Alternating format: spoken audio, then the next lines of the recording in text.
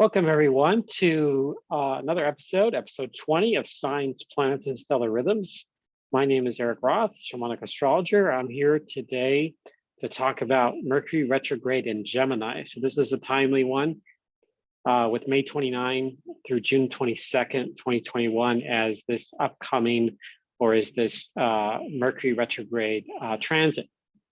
So we're going to dive into that and look at all the different qualities of what this means astrologically, what Mercury does in the sky, and a little bit of just some basic info about Mercury and about Gemini that is really would be helpful to understand for those of you, especially new to what Gemini means or what a retrograde means.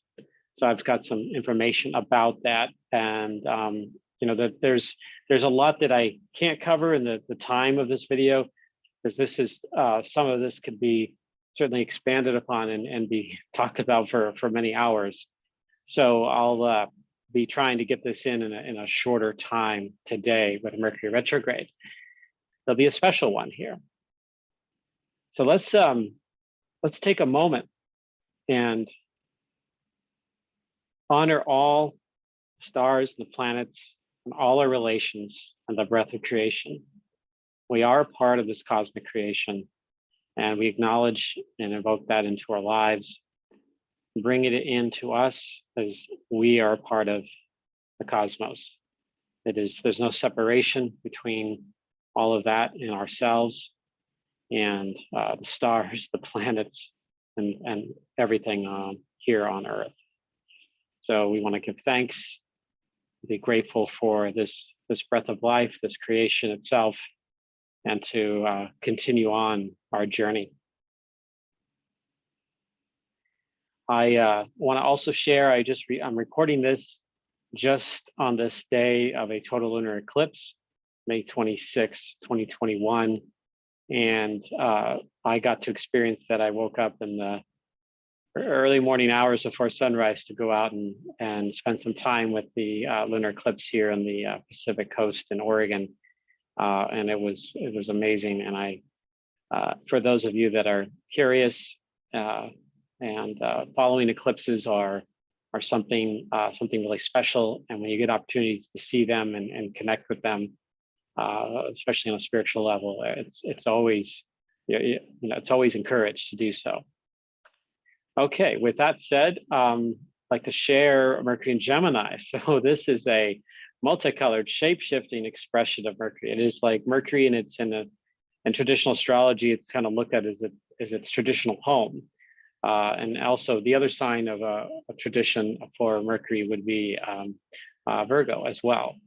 And you can kind of see some traits in Virgo through what Mercury represents. So that's something that I won't get into too much here, but Mercury and Gemini is going to be the focus today. I want to talk about what this all means. The great rainbow of colors, it's an androgynous energy. It can be anything and change into anything. So it's not limited. Gemini is not limited to any one particular form or expression. Okay, Mercury and the Mythic Identities. Some of this was taken from the Shamanic Astrology Mystery School and its exploration of Mercury from Daniel G. Mario and Cayelin Castell, and an exploration of Mercury and Mercury's synodic cycle in the sky, including obviously its retrograde loop and what it represents, and kind of diving into this particular archetype. And actually, this is part of a full online course that you can take at the Shamanic Astrology Mystery School. Okay, so what are these archetypes? How are they going to express itself? Well, the bright, illumined teacher, messenger, the contrarian, the thief, trickster, the guide for souls, also called the psychopomp in ancient times, the guardian of the threshold, shapeshifter, the magician. It's essentially its connection to magic itself.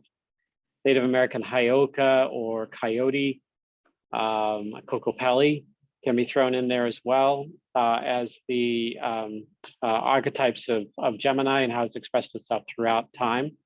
There's going to be a picture of it, but Hermes Thoth Trismegistus is also a well-known connection in, for those that study mythology and that are into astrology and Jungian psychology. It's definitely part of that imagery. Now, Mercury is a planet that is closest to the sun, and it's the most elusive of the visible planets. So it's the one that is, of the visible planets, the one that's hardest to see, because it tends to stay really close to the sun from Earth's perspective. And it can be challenging to know when it's going to be visible, even astronomically. When you can see it's supposed to be at a certain degrees from the sun, 10 or 15 degrees, it can sometimes be a little hard to spot in the twilight sky, or just after the twilight disappears. The Mercury sometimes can be at a particular angle that won't be visible to most people. But the orbital dynamics of Mercury are directly connected to the mythical stories of this planet throughout the globe. Again, this would be a more expansive Mercury webinar if I went more into that, but one of the stories has to do with the guardian of the threshold to the underworld. And there's some references to that, and a section of a book called Astronomy and Imagination. And that is something that I'd recommend those that are wanting to learn more about the deeper connections of the mythology of the sky and how it impacts the cultures. There's other books there too, but that's a pretty interesting book written by one who studies astronomy, and it's his interest into mythology as well, and how that knowledge, that transmission of knowledge, comes through. Okay, so there are of course other names for Mercury. Hermes, I mentioned Thoth, Loki. Those are just some of the Ninchubar from ancient Mesopotamia. These are just some of the other ones that come from the European, African, and Western Asian continents that have popped up over time that one can look out for, check into, research, and learn about. This particular planetary archetypal energy goes back many thousands of years, as long as some of these other ones, such as the ones associated with the planet Venus and Saturn and Mars, for example. All right. So where does Mercury station retrograde on May 29, 2021? It's a 3-week period. So for those watching this video, you can get a lot out of it during this 3-week period, but also even in future Mercury retrogrades, especially if it's in the sign of Gemini. So right here we see Mercury is with Venus at 24 degrees 43 minutes Gemini. Venus is at only a degree away at 25, and Mercury is only a little over 5 degrees away from the June solstice point. This is the galactic edge. This is what can be also called the galactic extreme. It's the opposite point of the center of the galaxy. So it's at this point where the sun in the northern hemisphere reaches its highest point, where the Earth is at its maximum tilt from facing towards the sun in the northern hemisphere and away from the sun in the southern hemisphere. But this is what the sky looks like, and most of this will be seen at twilight, so a lot of these stars won't be quite visible, but it should be, the sun has already set here, should be quite visible for most people, since Mercury's sitting there in the right on the ecliptic there, and right between the horns of the bull, that's Elnath, and the other star of the tip of the bull's horns, Tianguin. And so both of those represent sort of that area that is also really famous and especially visible in mythology in ancient Egypt, where there's a lot of iconographical images where the sun or the moon is sitting between the horns of like a particular god or goddess, or a headdress. This is what it's referring to here. And so for them to come through this area, it's a really powerful symbol in that sense. And you can see the hand of Orion coming up here and the feet of the twins, which astronomers still call Gemini. And then this one star now is also part of the Charioteer, a constellation of Auriga, which is deeply connected to the alpha star Capella, which is all part of this sacred ring of stars or sacred hoop of stars in the Lakota tradition here in North America. And so I'm going to show you another night sky picture that traces Mercury's retrograde loop. And by the time it's done, Venus will be pretty far away from Mercury at that point. But what's interesting about this is that Mercury will be also squaring Neptune during this time, which I'm going to get into here in a few moments. All right, here we go. This is what the astrology chart looks like when Mercury stations retrograde. You can see here at the top, Mercury and Venus in conjunction. You can see the sun right here, 16 degrees away from Mercury, and the North Node not far, only 14 degrees away. So this is, again, still an eclipse season. We just had the eclipse season here in the spring of late spring of 2021, and in that Gemini Sagittarius eclipse, where the moon was in Sagittarius at the time. And I mean, as of this recording, it's still in Sagittarius, but during the Mercury retrograde part, the moon starts off in the sign of Capricorn conjunct Pluto. That's probably that happens every month, but that's actually quite prominent in that it's happening right at the station point. So there's something to that there, which could be part of the tone that it sets, and more of an underworld density that comes through in the fabric of our reality, which is really a contrarian to this Gemini, Venus and Gemini, Mercury and Gemini square Neptune and Pisces. This is really a really interesting dynamic and very, very different. So definitely can create some confusion here. All right, so what else can I say about this? Well, okay. The last time we had a similar somewhat pattern, and not exactly, again, this is not a synodic return of Mercury back in 1936, but it squared Neptune at that time, and it was actually relatively close to where it is now, but Neptune was in the sign of Virgo rather than Pisces, and that's like a 180-degree difference for Neptune. It takes 165 years for Neptune to orbit Sun. And so, obviously 85 years is definitely a time where it's near its original position, but just 180 degrees away. So opposite, or in the polarity. It's also a configuration that took place in 2009 when Neptune was in the latter degrees of Aquarius before fully ingressing into Pisces in 2011 to 2012. Again, this is another time frame where Mercury went into Gemini and stationed retrograde in May of that year, and had a relationship with Neptune as well.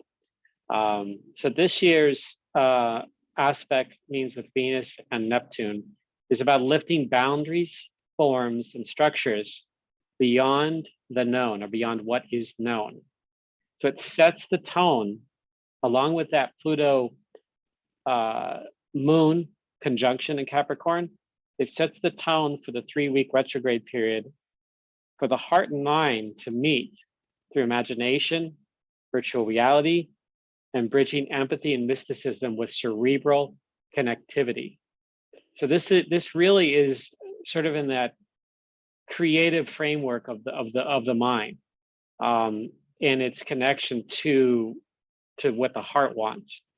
And this can lead to all kinds of creative enterprises and experiences that are not necessarily tied down into just form and structure, but things like creative enterprises like writing and things that are more nonlinear or abstract or analog, if you will, this is kind of that in that space of flowing in that realm.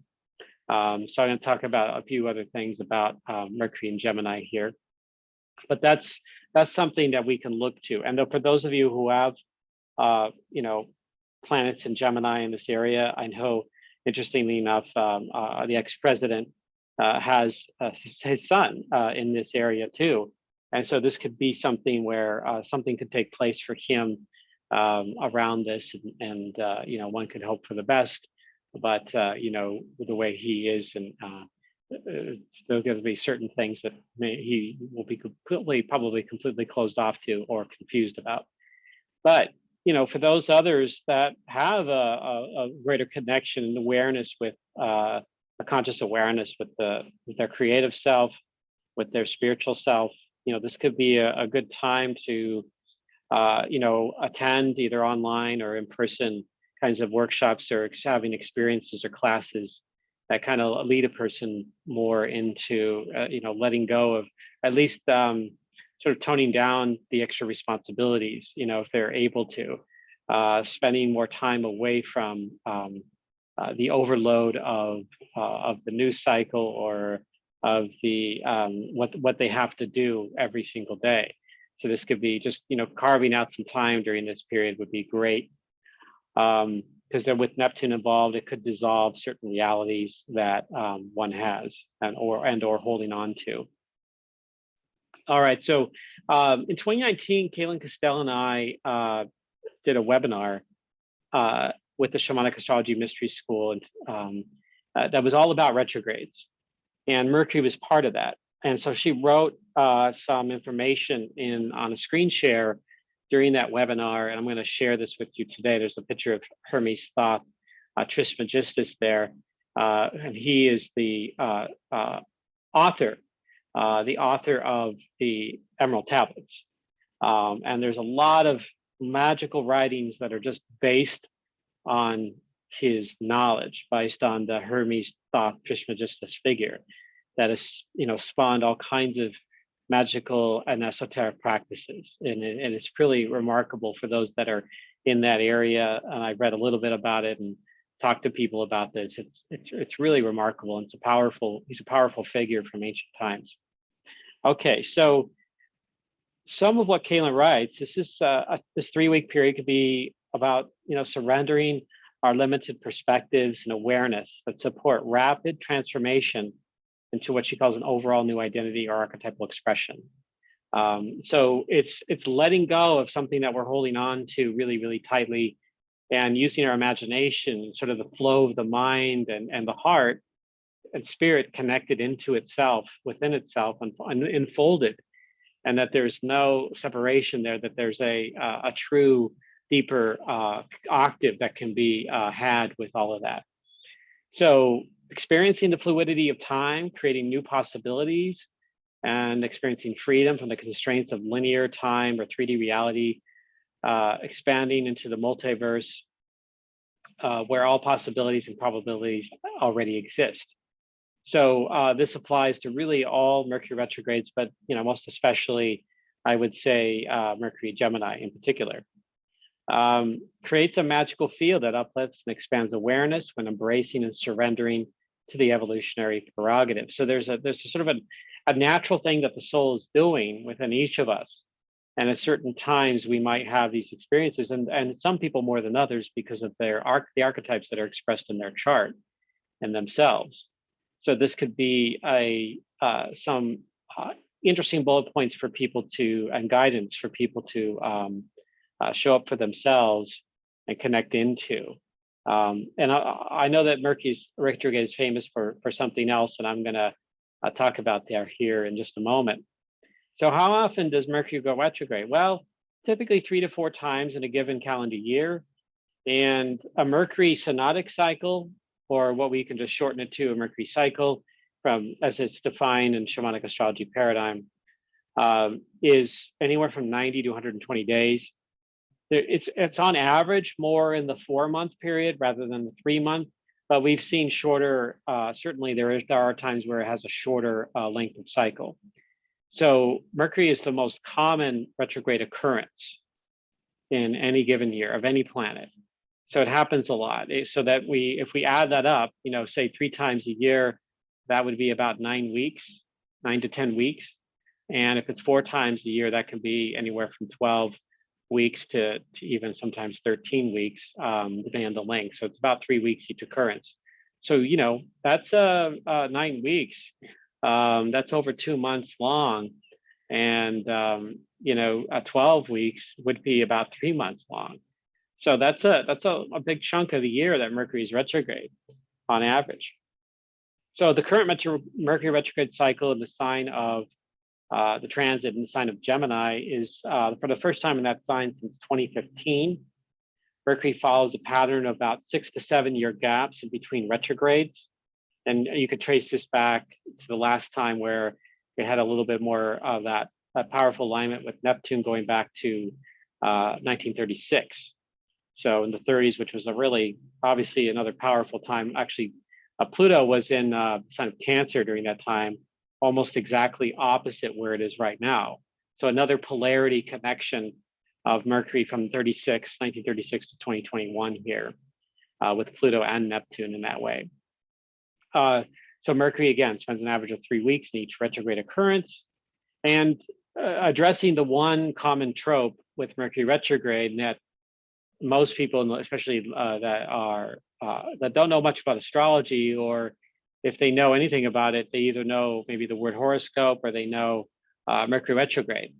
And so those are the more famous things. And we go, oh, well, my computer's not working, or I can't seem to get a hold of that person. We can't seem to connect. Well, this Mercury retrograde must be to blame here.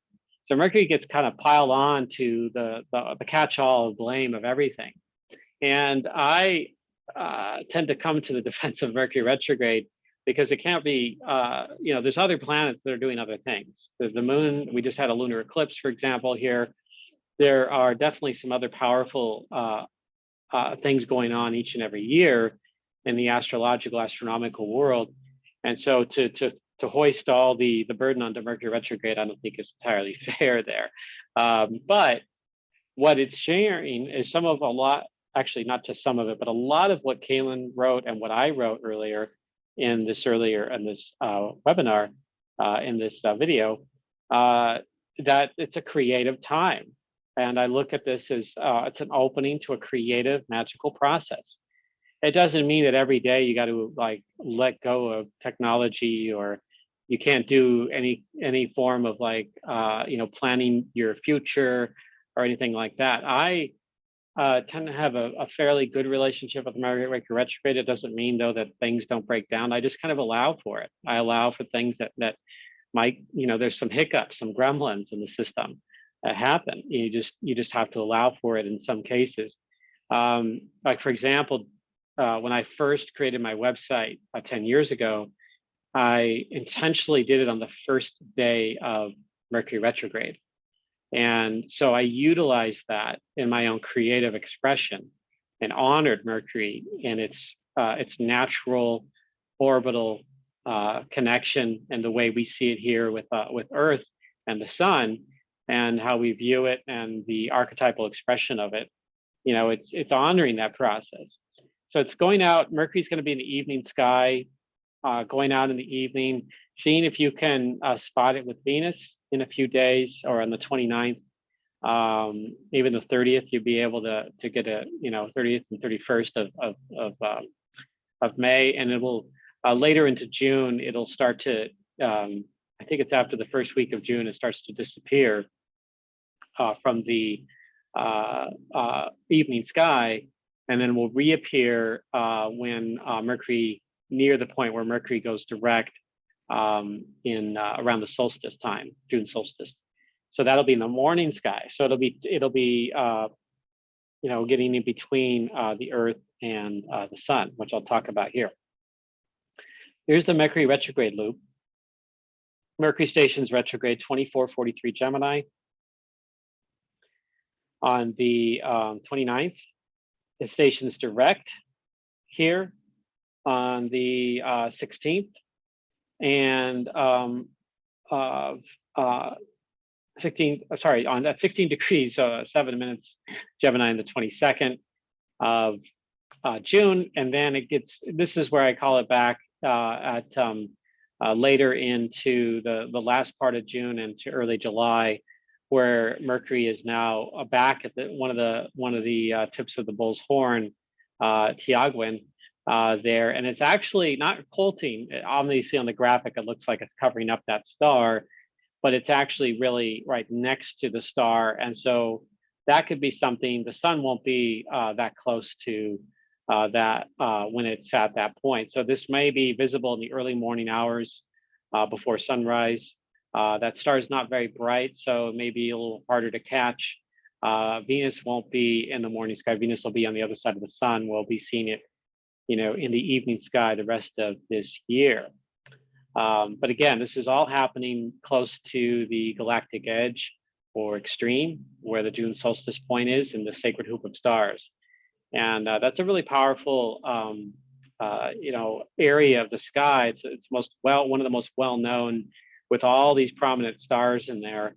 And for that to be activated as it's happening right now is profound. And for us to be here on Earth to open up to that, to work with it ceremonially, it can also be pretty profound as well for each of us. Okay, so let's look at this. Some of the time periods that this is part of the kind of a screen capture of the Mercury cycle. And this is a form I created for the Shamanic Astrology Mystery School that forms have been created by Cayelin Castell in the past as well, and supported by Daniel Gimario. And this is just kind of capturing the essence of this Mercury synodic cycle. And Daniel created or kind of recreated what the synodic cycle of Mercury is here as far as the Shamanic astrology system goes, and something that that honors the as above, so below, as within, so without, within all of us, and in our cultures, and our ancient, especially in its tuning into the ancient cultures and our expressions in ourselves. We can see that the actual conjunction with the sun, between Mercury and the sun, happens on June 10th. That's a really important part of the Mercury process. Mercury is going to be going into this metamorphosis phase, and which ends, quote, a Hermes phase.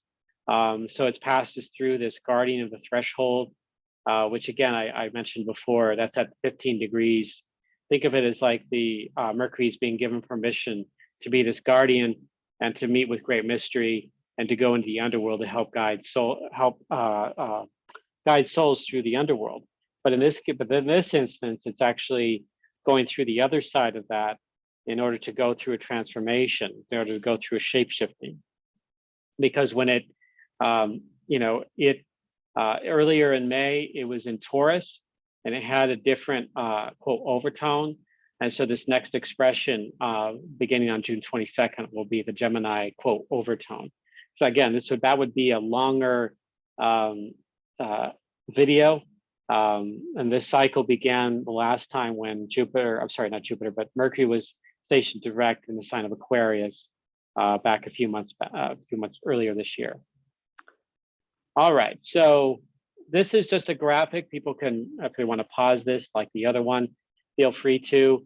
This is an explanation of how, it's a graphic that I created to help explain the Mercury process. And we can see on the right-hand side, we can see Mercury station retrograde here, and we can see the Earth here on the right-hand side watching this. The Earth seen here, so Mercury ends up becoming between the sun and the Earth. It goes backwards, going down, and then stations direct on the other side of the sun. And so that makes it appear in the morning sky. So the morning sky is down below. The evening star, as in this graphic, is here on the top. So again, this is something that is taught a lot about in the Synodic Cycles online course, the Shamanic Astrology Mystery School at shamanicastrology.org, which is actually going to be getting a facelift later this year. And there'll be more dynamic online courses or expressions of these online courses with Q&A, and I'll be part of that as well. I'll be helping co-teach, co-facilitate with Daniel and Levi Banner and Mary Kern and others in the future. So something to stay tuned about, not only with my, if you're following me, but also the Daniel and the Shamanic Astrology Mystery School. All right, so Mercury return cycle. These are just, I'm not going to go into all of this, but there are Mercury returns and time periods when we have these really special times where Mercury comes back to the same position it was at on our solar return. So it's the same relationship with the sun. And these are the ages I write about. There's more exact ages between, so 7, 13, 26, 33, 39, 46, 46 and 79. Those are the most exact times where where Mercury returns, and also 92. But there's also minor returns of 20 and 40, 52, 60, 65, 78, and 80. And we could even say almost, I think it's probably an 80, 85 or 86. I'd have to look at that period because I don't list it right here. But it's having a Mercury return, which is just follows the Mercury cycle. It's the next octave of the original intent of the emerging mind and whatever natal sign expression it's in. All right, so that is the Mercury retrograde cycle and the transit and what that's about. Again, I couldn't include everything in here in this freebie, which, but I wanted to also educate people out there. This is, again, a lot can be shared about these planets in a much longer format, online courses and maybe different kinds of classes. But you can find me at inspiralnexus.com. You can find more about shamanic astrology as well at shamanicastrology.com that Daniel created, Daniel Giumario. And I'm available for readings, classes, and events, as well as astrocartography. And I'm starting to do now planning for actual in-person things, events and readings. And my first one's coming up in July in Austin, Texas at a Body, Mind, Spirit fair there. Going to be very, very hot, but I'm excited to do a fair. And I think there's one in October, the Rasani Fair in Albany, Oregon, in early October, and then possibly on the Oregon coast in early August. I'm still waiting for a confirmation about that. Thank you all for that. And I really look forward to seeing you again. Please like and share this video if you really enjoyed this. And I will see you next time, and dream well out there.